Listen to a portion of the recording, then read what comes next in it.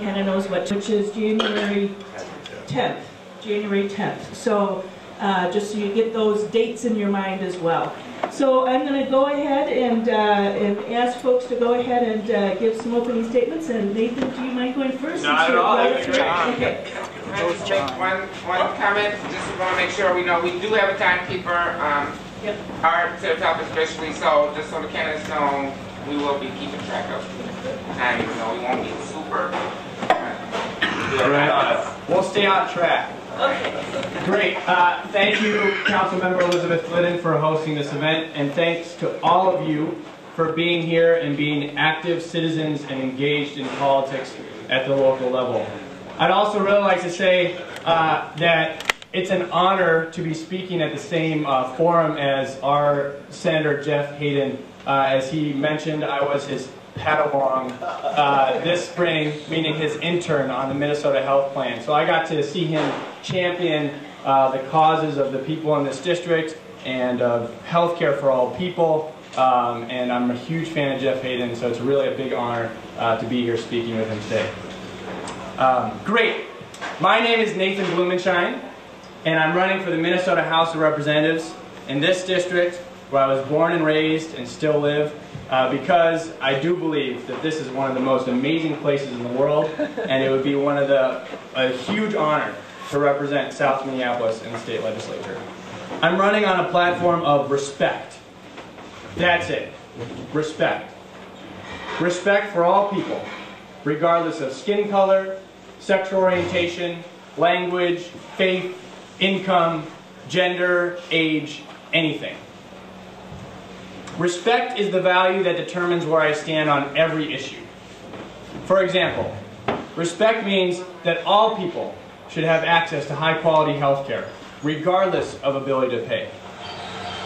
That's where I got my introduction to state politics, was interning with Jeff Hayden on the Minnesota Health Plan. I like to say that it's the latest great idea that just hasn't happened yet. Giving all people health care is the right thing to do, and it's going to save us a lot of money, because right now we spend 31 cents out of every dollar on health care to the insurance companies, to the administrative costs, and to the advertising costs of insurance. Respect also means that all our children deserve access to a high-quality education, regardless of skin color, regardless of first language, regardless of learning ability. We need to stop borrowing from our schools to fix our budget problems. We need to respect our teachers, we need to respect our students, and we need to respect our future. Respect also means that we need to build an economy where workers can earn enough income to support their families with a life of dignity and respect. I was a student of economics, and I believe in the power of markets to create beautiful things, and I also believe in the power of markets to destroy beautiful things. We need to make sure that when we're trying to help workers, we're helping workers. We often hear over and over again that the best way to help working people is by reducing taxes for job creators. The best way to help working people is by helping working people. But respect isn't just the end. Respect is also the means of how we get there. That's why throughout the course of this campaign, I will treat every single person that I meet with respect. That's why my team is going to every single door in this district, talking to people who come to events like this, like you, who are really involved and really active in politics, but talking to people who have never been to an event like this and never even voted. That's what respect means in engaging citizens in the political process, because right now, with partisanship at its highest levels, people want to disengage. People want to disengage from politics because they hate it. One of my favorite quotes is by the writer E.J. Dionne. He says, "A nation that hates politics will not long survive as a democracy." We need to change that. We need to invite people back into politics. We need to treat everybody involved in the process with respect. That even means that I will treat people who disagree with my political positions in the state capitol with respect. I will treat Republicans with respect. I will treat Democrats with respect. I will treat independents with respect. I will invite legislators from Greater Minnesota to come into our schools and our community meetings and our churches and see how we are here, and I will go visit theirs. And that's how we will move forward in this country. I'm a young, independent progressive, born and raised in Powderhorn. I now live in Kingfield.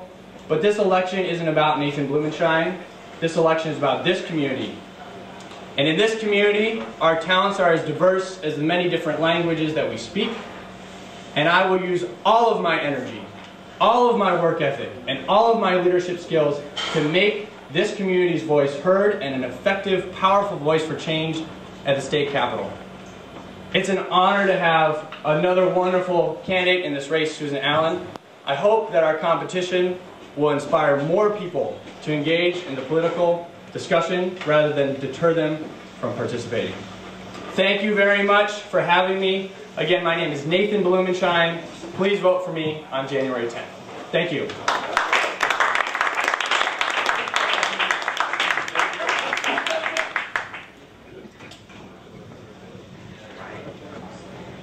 Good morning, everyone. Good morning. I want to thank Councilmember Glidden for hosting this event. Great turnout. And Senator Hayden for your words and your encouragement and your support for all the candidates in this race. I'd like to acknowledge and thank my opponent, Nate. If people don't step up and run for office, democracy won't work. So thank you, Nate. And thank you for being here, Robert. My name is Susan Allen, and I'm running for the House seat in District 61B.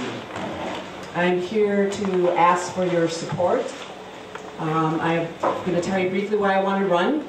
I've decided to run for state representative because I want to be a voice for those left out. I want to fight for economic and social justice. I believe my whole life has prepared me for this. I grew up in poverty. And we moved a lot. By the time I was 14 years old, I had attended 20 different schools. All of my life I have faced discrimination. I have fought against discrimination based on my race and my gender, and as a lesbian. I have had to fight for every success. It's something that's made me stronger. I embrace that fight. 14 years ago, I put my roots down in Powderhorn Park neighborhood, where I raised my son during his teenage years. And I have 2 grandchildren now that are attending Minneapolis public schools. My passion for economic and social justice is why I worked so hard to become an attorney. I have used my success to help improve the condition of my family, my extended family, some 14 members who are no longer counted among those in poverty. I've used my professional leadership skills to work for social justice in our community. I currently serve on the board of 5 different nonprofit organizations, one of which I helped found, that do things like provide affordable housing to people living with HIV/AIDS, preventing diabetes by expanding access to nutritious and organic foods.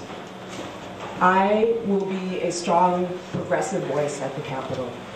I will work hard to work for social and economic and environmental justice.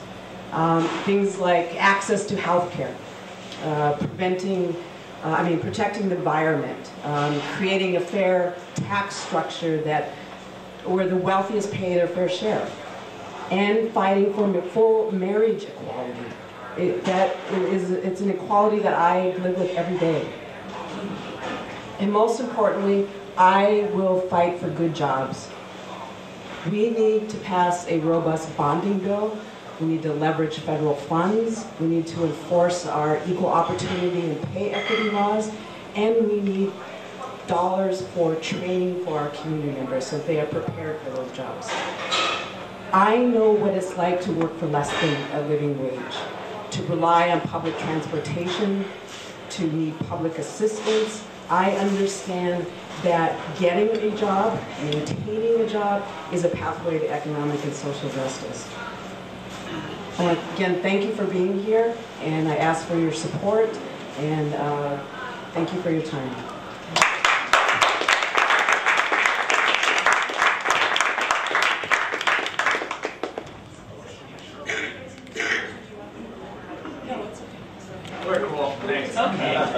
asking if they like the chairs or they want to stand. All right, so I will start out with just a few questions, just a couple questions, because we have a nice stack of great questions already, and I know that probably folks have more coming. So I'm going to, first question for both candidates is if you could please articulate for us, what would you call your top 3 priorities, and why are those your priorities? And there's so many issues I know there are to work on at the Capitol. So maybe Nate first, and then we'll reverse order after that. Sure. Great. So my top 3 priorities, I kind of outlined these already, but going back to expand on them a little bit. I think healthcare is a huge issue because the costs are rising so much. So many people are going bankrupt when they have medical expenses because health insurance is just a huge barrier to entry. Even if people purchase health insurance, they often aren't able to pay the deductibles when they go and visit a doctor for preventative care, which is the most effective kind of care. It keeps people healthy and it's cheaper. So I will work really hard to make sure that everybody in the state knows that we can do the right thing and give everybody health care, and we are going to save money by doing so. We shouldn't do this because we're going to save money. We should give health care to all people because it's the right thing to do, but we also will save a lot and help our budget in the future. That will also lead to the creation of a lot of jobs, which is another priority of mine, because so many people are afraid of starting their own business or leaving where they're working now because they will lose their health care benefits. So that's also in part a job creation program, which in terms of respecting workers is really important. People who work should not be afraid of losing their job because they'll also lose their health care. People should have access to health care at all times. I guess my 3rd priority after health care and economic creation is education. We have been borrowing from our schools to fix our budget problems. This budget surplus that we just have needs to go back to paying those debts that we've taken out from our children. That needs to happen right away, because I know that borrowing money isn't free. Our schools are going to become less efficient because of the borrowing costs that they're having to do to meet their budget needs now, and we need to make sure that we're fully funding public schools, respecting our teachers, and respecting our students.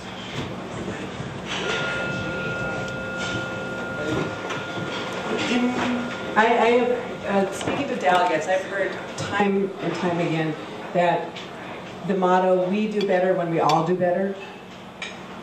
Jobs is something that I am passionate about. That is, like I said, it's a pathway to economic and social justice.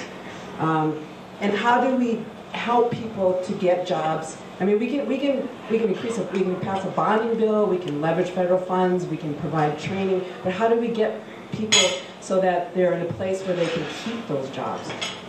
And that's something that I understand about. I'm sorry, it's about education first, about training, and about having access to affordable housing and transportation. How do people get to those jobs? How do they? I mean, I grew up in a place where the per capita, my family grew up and where my relatives live, where the per capita is just a little over $3,000 a year. And when a person gets a job, their first paycheck could be like half of their entire income, and that's enough for them to live off of for the entire year. And the same thing, it's on a bigger scale, but in our communities, getting, people, it's unacceptable that people are living in poverty, that they're living in substandard housing, that they don't have opportunities for education. We spent way too much money on college education and only a small fraction on vocational training. And I want to change that.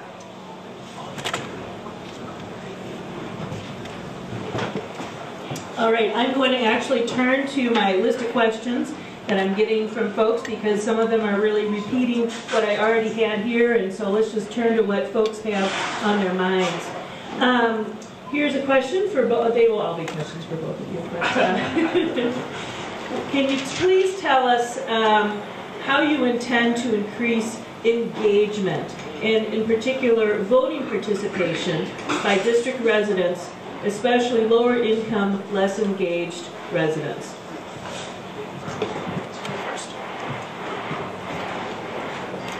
Well, I would start with community organizations. I joke sometimes that mobilizing communities that don't participate in the electoral process might put the DFL, might put me out of a job, because you know, it's the community organizations, the fraternal organizations, the nonprofits. I mean, their 501c3 status prevents them from endorsing any particular candidate, but they're the organizations that engage in voter education, and they're the ones that register voters. People have never voted before.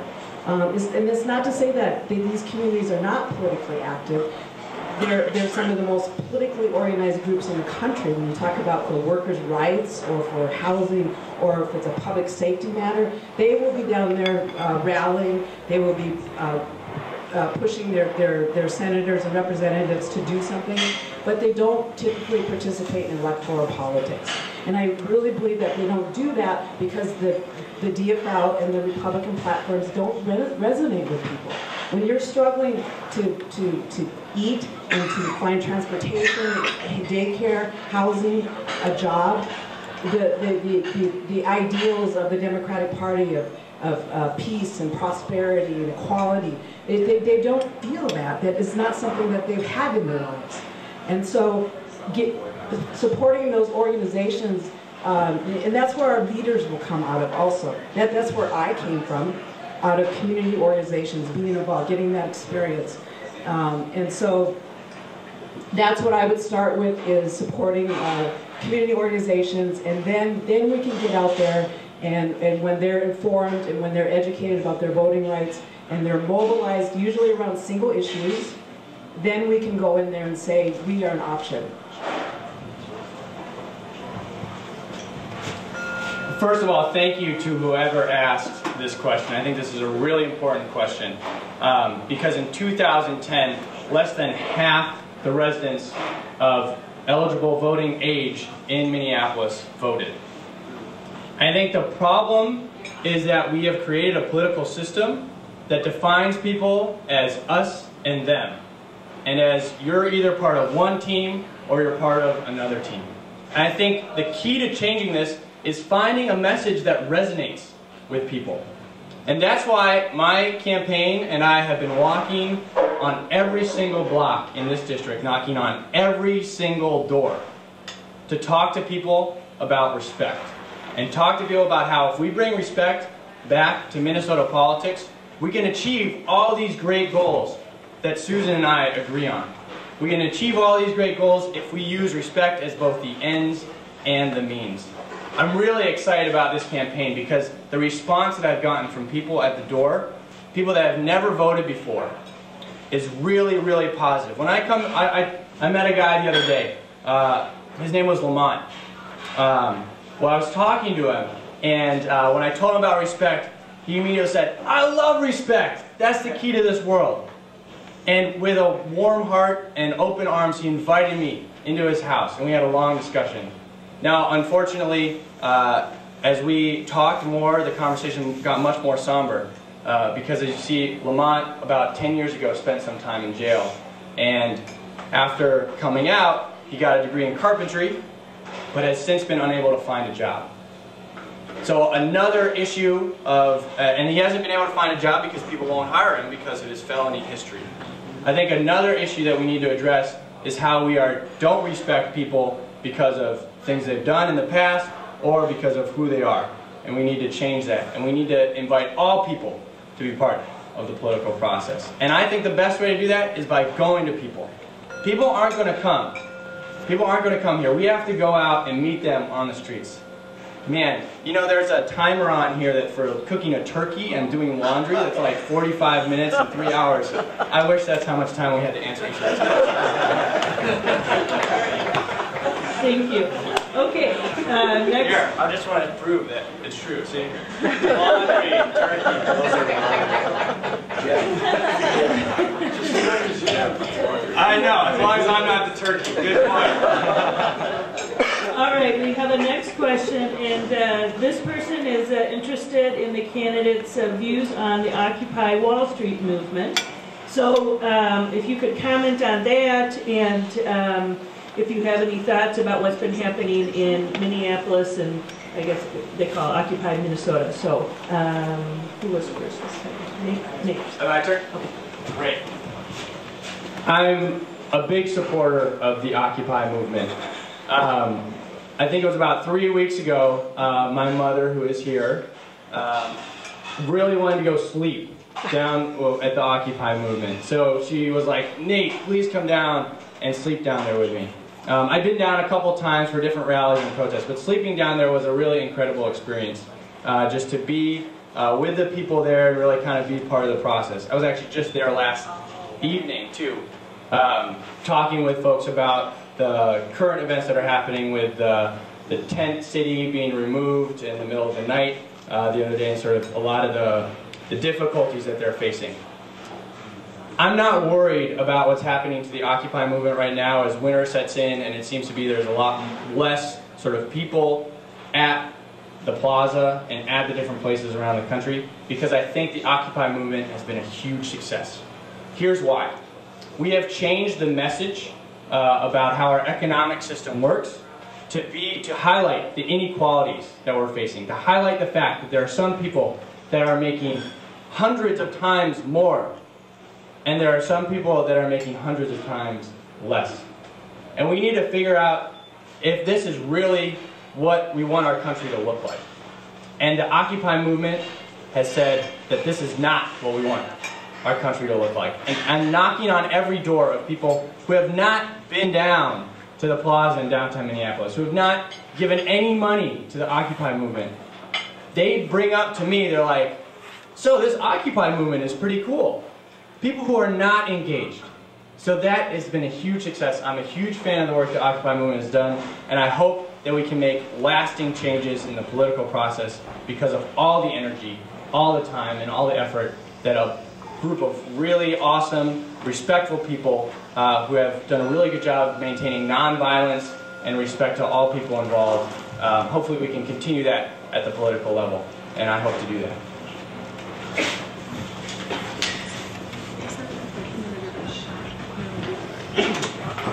I'm a supporter of Occupy Wall Street, Minnesota. What do you call it? Occupy Minnesota? It's mobilizing, and any time that we can mobilize people to get out there and that they're visible, they're getting media attention, and they're speaking for all of us. They're willing to sacrifice, to get out there and do that. And it's something that, you know, in this climate, this political climate where it's about misinformation, about fear, it's just, you know, the extreme right, what they talk about is absurd. And you know, they want to end entitlements, they want to, you know, they're afraid that everything looks like socialism, and what I would like to do is give people permission to think for themselves, and that's how I think we fight this. Is that people are so used to being told what to think and what to do, and they're told what, and it's about fear. It's that if, you know, that these principles that if we don't do this, we're going to end up here. And really, when you know, when you take control of your lives and when you have freedom to do that, to think, you tend to move forward and you tend to seek balance. And that's what I want to bring, is balance. I mean, I spent last night in front of Take Action, and some of the most, I mean, progressive people that you'll ever meet. I mean, just exciting people. And that is a whole movement there. And if we can bring that message to people, to minority communities and to rural communities, that message makes sense. It sounds better. It's positive. And so that's what I'm hopeful for. All right. Here is a question that is touches kind of federal policy as well as kind of state thoughts, but I will go ahead with this. It's very important in this state. It's about immigration reform. So what are your thoughts about immigration reform? And maybe I'll just kind of keep it open like that, but that's the way the question was posed. Well, first of all, I'm a Native American, so we were sort of against immigration for a long time. So it's an area that I need to learn about. It is. You know, I mean, our communities, last night we talked about, there was a woman from the Hmong community, and talking about the veterans in the Hmong community, and how they were denied benefits. They can't even be buried at Fort Snelling. And then we have immigration issues such as, and I'm not going to get into the law of immigration as far as, but our immigrants, I mean, it's about being denied benefits, about discrimination, it's about racial profiling. And that's something that we share with all minorities. My son every day deals with that. But I think it goes back again to that fear that, you look at states. I spent a lot of time in the Southwest, in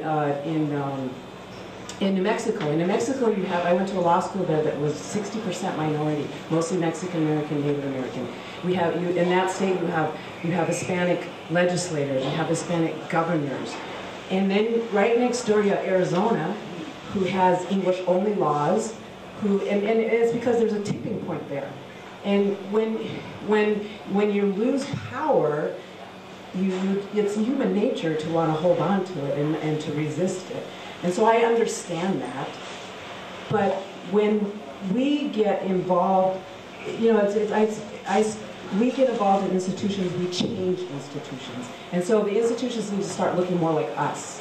And when they do, then we can protect, we'll be supportive of immigrant populations. Bueno, primero quiero decir que es muy importante que bienvenidos a toda la gente que vengan aquí.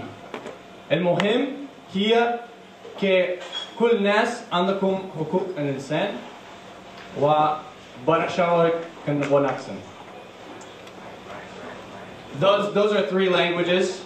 The first was Spanish. I learned while growing up in Nicaragua for 2 years. My family lived in Nicaragua. The second was Arabic, which I learned while living in Palestine for 5 months during my college years. And the third was Somali, which I'm learning as I go and speak to people door to door. I am very supportive of immigration and welcoming people from all walks of life and all parts of the world to come and join the beautiful tapestry that is our community. I think it is really important that we defeat the proposals in our state government for things like E-Verify, which would require employers to check the immigration status of people here who come here with family values and with values of a strong work ethic, which are also my values. We need to defeat proposals for E-Verify. We also need to defeat the Secure Communities legislation, which would prevent and displace and separate families that have come and settled down here and made this their home, sending fathers who are caught working without green cards back home, separating them from their families.